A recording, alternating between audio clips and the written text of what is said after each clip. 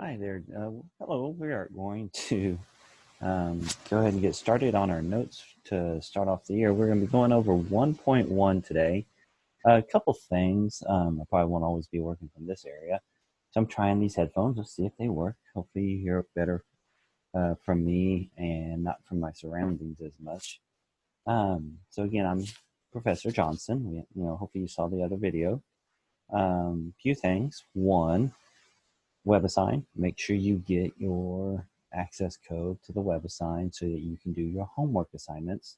I am giving you a little bit of time to get that first couple assignments done.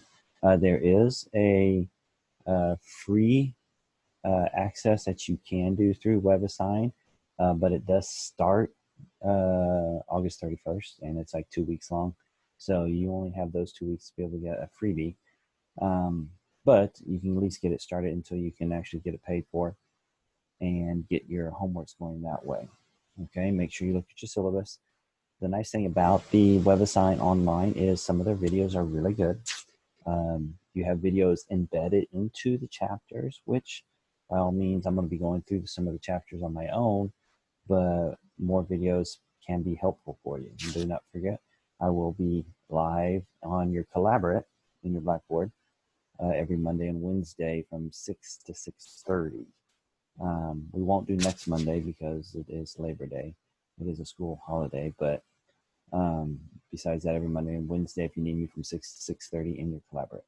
Okay, so I'm going to try this. I'm only on one screen right now, so I am going to go over to my other camera so that we can begin our lesson. I really hope it doesn't, I don't make these too long, but some of these, especially chapter 1, is very lengthy. Our first test is chapter 1.1 all the way to 1.6. So just make sure you are aware of that. We do have 4 tests, so that will be your first one, and it is on your syllabus. Okay. So a couple of things on here that you just want to make sure you are aware of. So anyway, 1.1 is linear equations. Now, there is in your WebAssign assignment a first assignment, which is a extra credit. It is all about factoring, and that is supposed to be a prerequisite skill that you're supposed to have. It is not included in you do not have to do it, but it does give you some extra credit and into your homework grade, which is 15% of your grade. So that is for you to do, and it is helpful to do. It doesn't hurt you to do it, only helps you. Okay, so we're going to be talking about linear equations. Okay, and this does follow along very closely to the book also, so you can actually also do that. But I've handwritten it because I just don't like using the book's PowerPoint because they don't give me a very good one. So I'm kind of handwriting some of this. 1.2, I will probably be using the book a little bit more because it's word problems. So anyway, so a linear equation. Okay, equations show that two quantities are equal. Okay, so one of the things you must have to have an equation is an equal sign. We'll talk about that in a little bit. Okay, but if you look at this, if I was to figure out what number goes here, 2 times what number is 10, that would have to be 5, right? Because 2 times 5 is 10. Okay, now if I wanted to, if this is an equation because 2 times 5 is equal to 10, which gives you two quantities that are equal. A variable represents a certain value. So I could replace this 2 and make this, but instead of making it a 5, we could make it an x. That is my variable. Okay, a variable just uses a letter to represent some value that we want to solve for. Okay, and you can use x, t, and you can use any letter you want.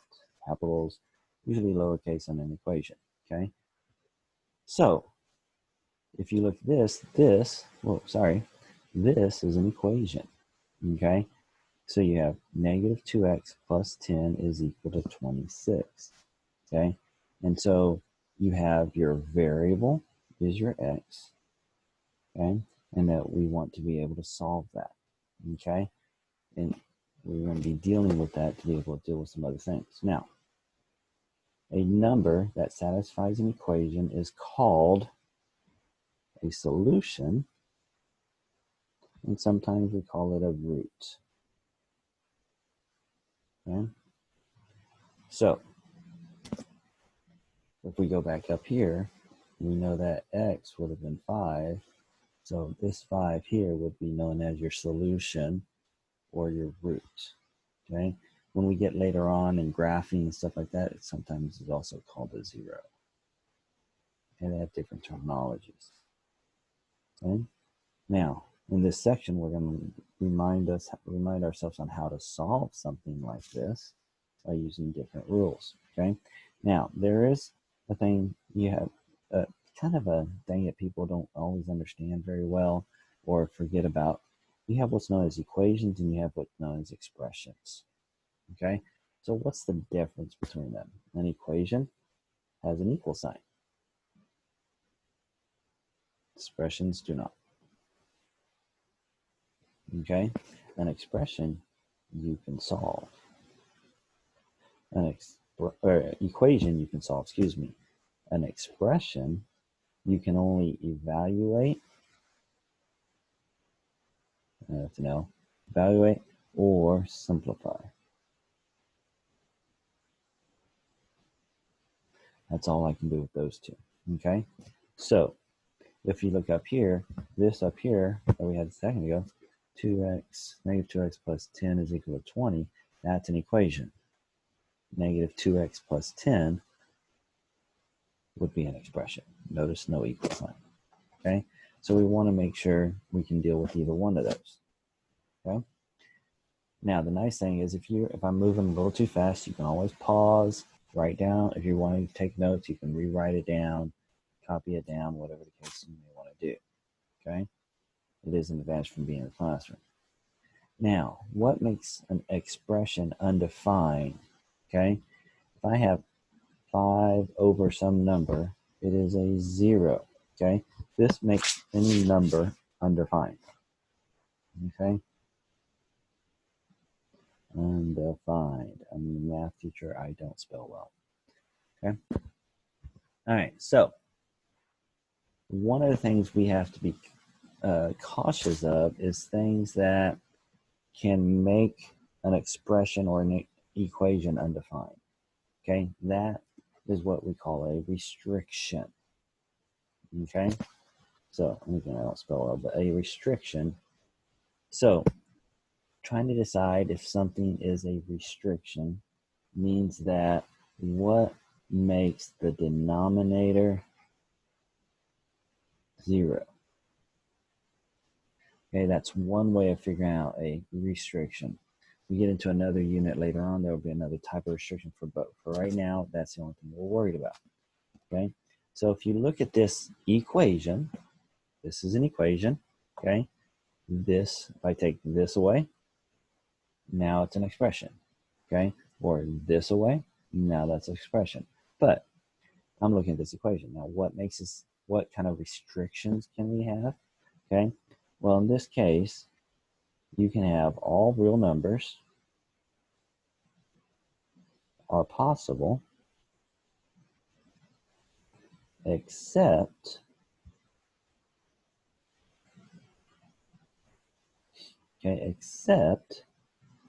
b cannot equal. Well, what makes this 0? Well, b plus 6 is equal to 0. If I solve that, we don't want it to be negative 6. Okay, what makes this one 0 would be a 1, because 1 minus 1 is 0. So your possible solutions are any other number except those two. It's what makes these 0. Okay, and that's going to come in handy in a few other problems as we do later in this section. Okay, so types of equations. Okay, so I'm going to kind of combine a couple things that the book does. Okay, and I'm trying to see if this is going to zoom in for me. Having a little trouble with my zoom.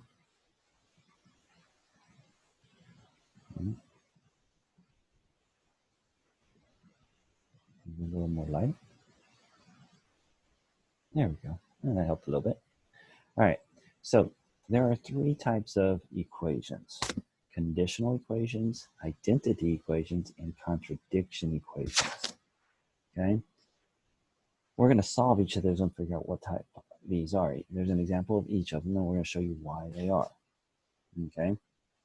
So in a conditional solution equation, this is an example of one we're going to solve it. Okay. And we're going to kind of remember some of our equalities, properties of equalities. Okay. How to solve. Okay. And these are things you're supposed to know how to do already. Just a refresher. I want to isolate the x. Isolate the x. My camera's having kind of fits right now. All right. So I want to isolate the x, which means I want to move the 5 out, minus 5. How do I move a minus 5? Is I add its opposite. So I'm going to add positive 5. Positive 5.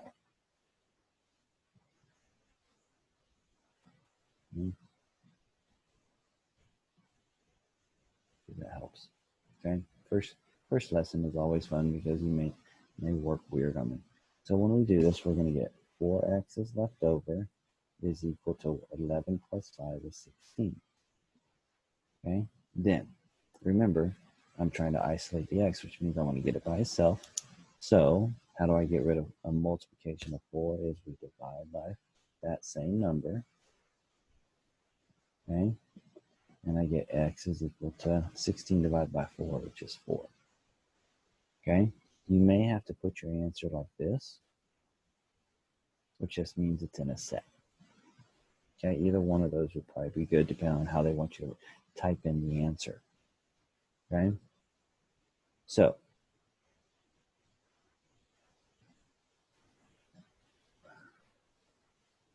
trying to see if I'm still having focus issues with my camera. All right.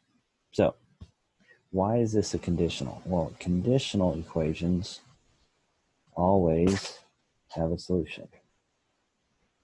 Have at least one solution. Okay. Now that you can check to see if it works by plugging it back in, but you'll have at least a solution, if not one. Okay. So let's look at the next one. This is an example of identity. Well, there's a rule that you're supposed to already know on how to isolate the x. It is because I have two x's together. Okay, but before that, I have to use the distributive property, which means multiply the 4 times everything in that parentheses, the 2 times everything in this one. Okay, which would give me 4x minus 32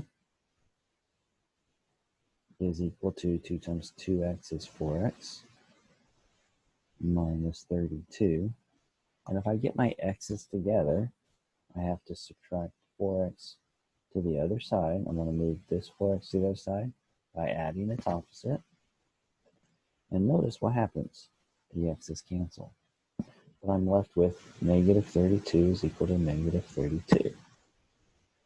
Well, that is a true statement, right? Negative 32 is always equal to negative 32. Okay? This is an example of identity. The x goes away and you're left with the same number on both sides, real number on both sides. Okay? That's an example of identity equation. And we say your answer is all real numbers. That is my solution. Sometimes you might see this symbol. Okay? Now, the third type is a contradiction. Okay, so I've made this equation up to show you another old math rule you're supposed to have in your toolbox. I'm going to combine like terms. X plus 2x is 3x. Okay, so I have 3x plus 5 is equal to 3x plus 3. I'm going to get my x's together, so I'm going to move this one to the left. The 3x's cancel, but notice the 3x's cancel here, which leaves me with 5 is equal to 3, which is false. 5 is not equal to 3. There are no letters left over, no variables, and I get a situation that is not true. Okay, this is what happens in a contradiction equation. Okay, and our solution, we say, is no solution. There's a couple other ways you can it might either say no solution, they might use this symbol, they might even use what they call the empty set.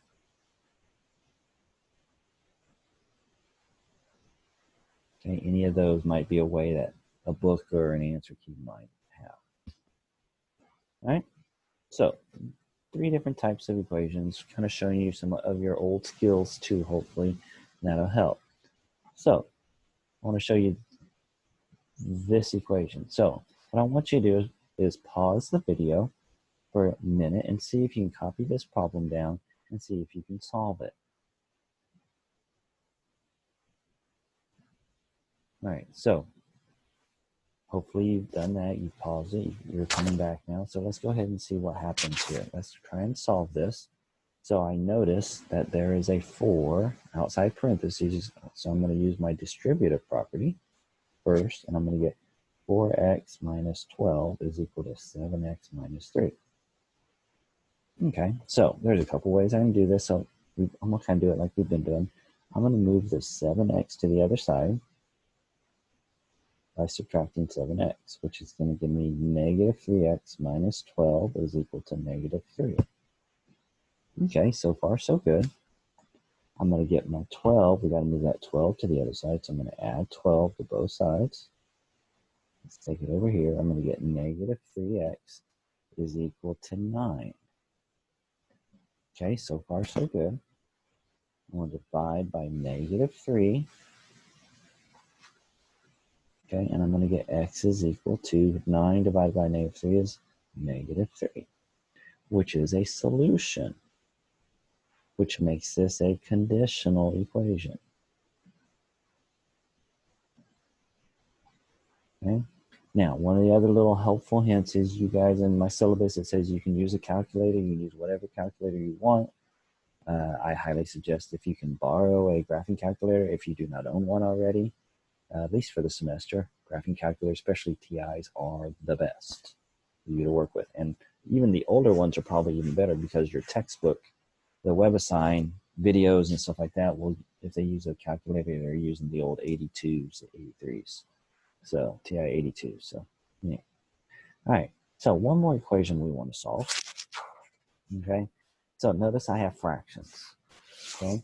So to get rid of fractions, most of you probably don't like fractions. Totally understand. Okay. So how would you like if we can do the first step to get rid of all fractions? Wouldn't that be a nice thing? So what we do, and I call it the fraction phobia rule for you guys who are deadly afraid of fractions, and there's a lot of you probably. My fraction phobia rule, because they teach it, I just named it, okay, is to find a common denominator that would entail what you're dealing with here, the 2, the 3, and the 5. What number does 2, 3, and 5 all go into? Well, the only number would be 30, right? An LCD of 30. So what we're going to do is multiply everything by 30. Now, I can only use this rule because it's an equation. Remember we talked about the difference between equations and expressions. The equations has an equal sign, so I can do this rule. I can get rid of fractions this way every time if I want. Now, how does this work? Well, because I know 2 goes into 30, okay, I can say how many times does 2 go into 30? Well, 15 times, right? 15 times 3 is 45, so this becomes 45x. Minus 3 goes into 30 10 times. 10 times 2 is 20. And 5 goes into 30 6 times. 6 times 1 is 6. And now all of a sudden, all my fractions are gone. Hallelujah. Now we can get our x's together. So this time I'm going to move my x to the other side. It does not matter which side you move your x to. So let's just do it differently. Let's subtract negative 45x to both sides. Okay, so we're going to bring it over here. I'm almost out of paper here. So I'm going to be left with negative 20 is equal to, that looks like negative 39x. I'm going to divide by whatever's with the x. And we're going to be left with 20 over 39. Oops, 20 over 39, which does not reduce. Notice the negatives cancel each other out. And that's another reason a graphing calculator is nice, because most of them work, all of them work with fractions. So you would know that 20 over 39 is that answer, okay? No decimals, unless I tell you otherwise. Give me a fraction, okay? So if you use a calculator and give a decimal, don't want the decimal, it's not going to take decimal, we want the fraction answer. That's called a rational number, okay? A over B. We want our answers in rational numbers. We won't even work with mixed fractions, okay? So a number over another number or a whole number is fine, okay? So leaving your numbers that way. All right, so just talked about rational numbers. What about rational equations, okay? So a rational equation has variables in the denominator, okay? They give a very good video in the e-text. So think about looking at that also. Now, one other hint. One of the things we want to look for is does this have restriction values? Okay, because when you have a variable in the denominator, you can have a restriction. Remember, we talked about that a little bit ago. Okay, so in this case, what would make this 0 right here is negative 2. So in this case, x cannot equal negative 2. That's step number 1. Okay, now step number 2 is we're going to have to get rid of our fractions. Now, why do I want to know what the restriction is? Just real quick, when I solve this and I come down to the end, if my answer is negative 2, that means it's what we call an extraneous solution, okay? We'll come back to that term in a little bit, okay? But let's talk about how do I solve a rational equations. We don't like fractions, right? So what we're going to do is we're going to multiply the whole thing by a common denominator. Just take each of your denominators, the 5 and the x plus 2. Okay, let me get focused back in again. Jeez. Okay. I don't know why I'm having so much hard time with my camera today. First time I had that much issue. All right, now think about what we just did a minute ago. This number into this. Well, if I go 5 into this number, the 5s would cancel each other out, leaving me with just the x plus 2. So I'm going to be left with 3 times x plus 2 plus x plus 2 cancels out with this x plus 2, leaving you with the 5 times the 7 is equal to this whole thing times this. 2 times 5 times x plus 2. I apologize for my camera. I'm so far in this video, though, I don't want to redo it. Okay? I'm just trying to get this to work better.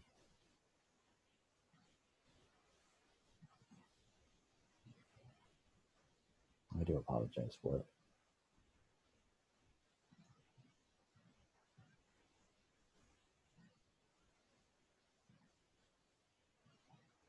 All right. So hopefully you can still see it okay. I'm wondering if I just turn off my... That works better. Huh? Kind of comes and goes. All right, so now we're going to use our distributive property. We're going to have 3x plus 6 plus 35, because that's 5 times 7. Now it helps to get a little math smart, number sense. We know that's 10, right? So just go 10 times each of these. 10x plus 20. Makes it a little easier and quicker. Okay, we can combine some like terms. 3x plus looks like 41. And so now we're at this point. So now I got to move some numbers around. So I like to keep my x positive if possible. So I'm going to move the 3x over here. and I'm going to move the 20 to the left side, which is going to give me 21 is equal to 7x. And when I divide by 7, I get x is 3. Now, I'm going to go back and look at my restrictive value. My restriction value is -2, which means my answer cannot be -2. Is my answer -2? No, it's 3. So that is my solution or my root. Okay, either way, you could possibly put the answer this way. And I think some of the questions do ask you to put it as a set answer. Okay, this would be your solution set. That's how you write it in a solution set. All right, so the next one is where this section gets a little tricky. Okay, they expect you to know some things. They expect you to know how to factor already. All right, and that's why I have that extra credit section for you to go back, and it's in the 0 chapter. So when you look at the homework, the first one is a extra credit that you can do. I give you some time to do it, but it's helpful to try and get it done so you can refresh your mind on how to factor. The reason you have to know how to factor is if I have a trinomial like here, this is going to factor to x plus 3, x minus 1. Okay, because if I multiply that back out and FOIL it, or whatever your teachers taught you how to do in high school, okay, you end up with this trinomial. Okay, now I have to have that factored version to help me get rid of fractions and also tell me what my restrictions are. My restrictions on this problem would be x cannot equal -3 or 1. That can't be 0, this can't be 0, this can't be 0. And that's what we have. -3 and 1 are my restrictions. Now, what am I going to multiply to get rid of the fractions? Well, this has an x plus 3, this has an x plus 3, this has an x minus 1. So since they already have an x plus 3, we're going to go multiply x plus 3 and multiply x minus 1 times everything. Okay, we're going to review a few old algebra skills probably on here too. So as we go. All right, so a little blurry again. All right, so when I multiply this to this side, okay, the x plus 3's are going to cancel each other out, which is going to leave you with the x minus 1 and the x plus 2. Okay, here the x plus 3 and the x minus 1 will cancel each other out. Plus 1 is equal to x plus 3 times x plus 1, x minus 1. That's this times this. It's all the way there. All right, so,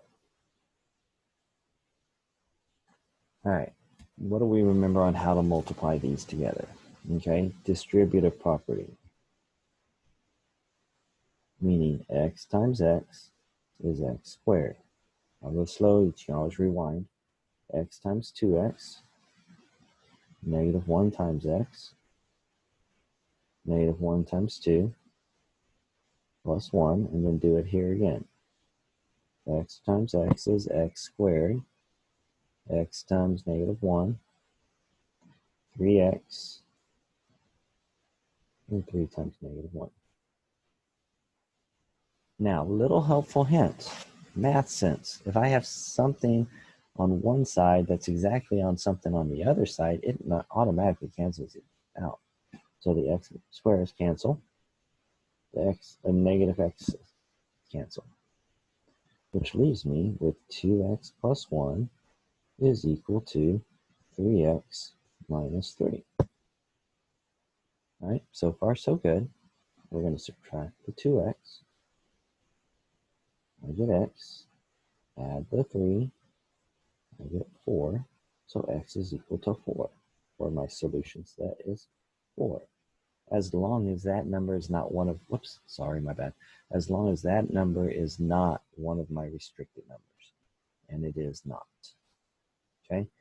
If you end up with one that is an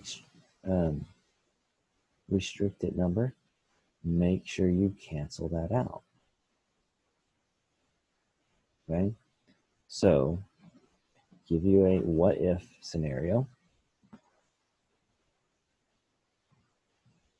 So what if my restrictions are x is equal to -4 and 3. I'm just making it up. And you do an equation, and you end up with x is equal to 3 and x is equal to -5. Okay? Well, if this number matches this one, this is what we call an extraneous solution. Okay? And an extraneous solution is something you solve for algebraically, but when you plug it back in, it doesn't work. It would have given you a 0 in the denominator in that case. Okay? And so my final answer would simply be just -5. Okay? We do not write the extraneous solutions with it. Okay? So I wanted to touch base on that because I think it's important that y'all see that. All right. Now, the last section of this 1.1 is solving formulas for a specific variable. Okay, so we're going to try and knock this out. Maybe if I can get it. One last thing here. There we go. All right, now some formulas you might know. The first one's not too bad. Okay, again, I'm going to try and remind you on how to do a couple things, but here's my equation. We want to solve for C, which means this is what we want to isolate. Okay.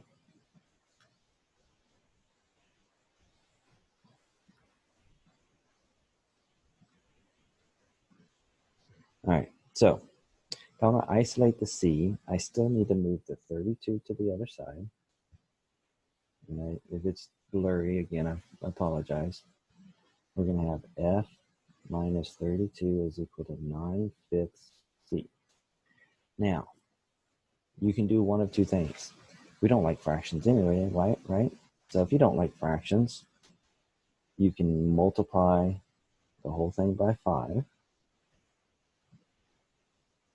which will give me 5F minus, let's see, it's going to be 160, 9C.